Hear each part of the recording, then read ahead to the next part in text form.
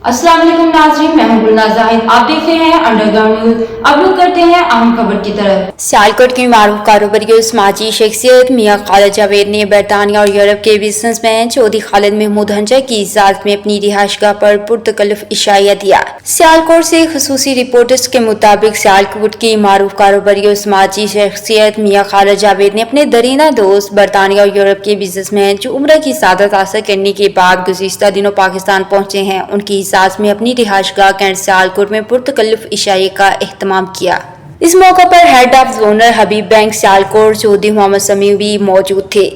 मियां खालिद जावेद और उनकी फैमिली के साथ चौधरी खालिद महमूद हंजा का 40 साल से फैमिली ताल्लुकात हैं।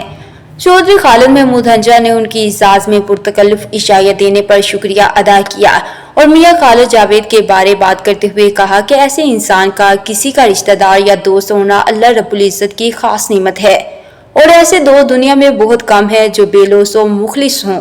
इसी तरह चौधरी मोहम्मद समी भी हमारे मुश्तरका दोस्त हैं जो अपनी मिसाल आप हैं, निहायत ही मुखलिस और नफीस इंसान है। मियां खालिद जावेद ने बात करते हुए कहा कि चौधरी खालिद महमूद हंजा से दरीना ताल्लुकात है। हमने उनको हमेशा आजिज और मुखलिस पाया है। उनसे दोस्ती पर हमें नाज है। उनकी तशरीफ आवरी हमारे लिए बाइस फख्र और रहमत है। मज़ीद बाखबर रहने के लिए देखते रहिए अंडरग्राउंड न्यूज।